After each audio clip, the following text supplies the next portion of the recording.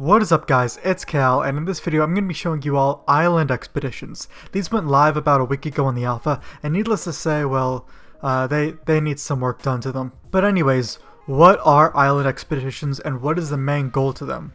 Well, first, before I get into how they currently play out on the alpha, I want to talk about how Blizzard described them during BlizzCon back in November of 2017, because I think that's important to remember. There's going to be a normal, heroic, mythic, and PvP version of these island expeditions. Currently on the alpha, normal is the only difficulty you can try. There are 3-player scenarios, check. They are 3-player scenarios in the alpha. Well, 3 versus 3 anyways. The time to complete them takes roughly 15 to 20 minutes. For me, each of my games were just under 15 minutes, so not far off, but that's obviously variable. And the main goal to these island expeditions is to gain Azeroth. Check. The main goal in alpha is to obtain Azeroth. The first team to 6,000 Azeroth wins. Now, the most exciting part about these island expeditions that they described at BlizzCon was that they have dynamic replayability. Now, what does that mean exactly? Well, this blue post later clarified that these island expeditions have a diverse range of environments. And then at BlizzCon they showed pictures for both Ungol Ruins and Havenswood. I was only able to play on Ungol Ruins. And then they showed this picture that depicted 3 islands called Scarlet Isle, Krill Island, and Oyster Reef. Not too sure what that means, but that wasn't on the alpha anyways. So on to some gameplay, and what is in the alpha. It drops you off at a random location off the coast of the island with 2 other players. The main goal is to gain Azeroth. First faction to 6,000 Azeroth is the winner. Now the PvE mode pits you against 3 NPCs of the opposite faction that you can run into while on the island. Now how to gain Azeroth is essentially you just kill everything in sight. Anything you kill can get you Azeroth. The Azeroth gained can range from around 2 from small creatures to 300 from much larger creatures. There's also various buffs that you can pick up while on the island. This buff I picked up increases my healing done and healing taken by 30%, but it decreases my dodge and parry chance by 100%.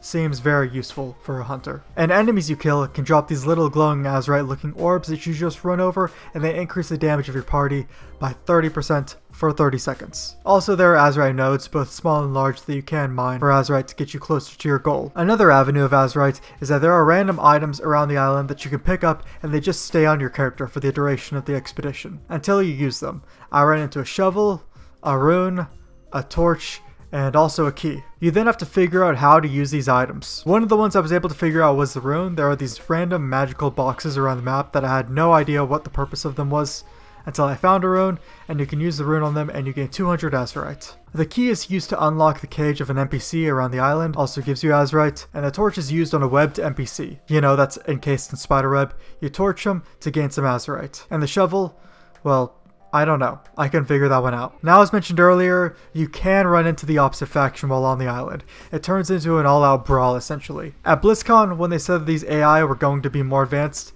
they definitely weren't kidding. They seemed to always hone in on the player who had the least amount of health. There were plenty of times where I was at low health, and essentially I just had to run away from them to avoid dying. Because if you notice the Azeroth debuff that you have on you, yeah, that's how much Azeroth you're worth. If the other faction kills you, your team loses that Azeroth, and they gain it. It seems to tick up to 250 Azeroth, and then it stops. Now, probably the most interesting part of the island expeditions was the changing environment aspect that I ran into on 2 separate occasions. I was minding my own business when out of nowhere, a volcano just erupted.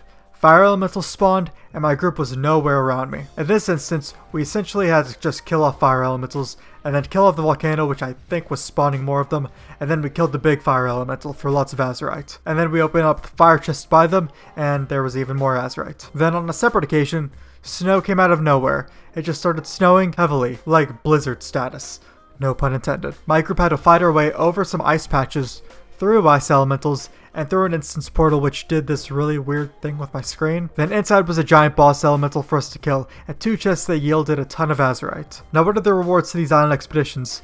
I don't entirely know. For me, I'm pretty sure that my Heart of Azeroth leveled up a couple levels. I think it actually leveled up once each island expedition I did. And that's really all there is to it on the alpha. I was just disappointed that the terrain didn't really change at all as I joined, but it is alpha. Everything is definitely subject to change before the final release. Island expeditions were definitely something I was very excited before when it was originally announced at BlizzCon, because it's new. It's like Mists of Pandaria scenarios, except, well, not. If you guys like this video and want more alpha videos, you can leave a like on the video, sub to the channel for more videos like this, and I'll see you guys in the next video.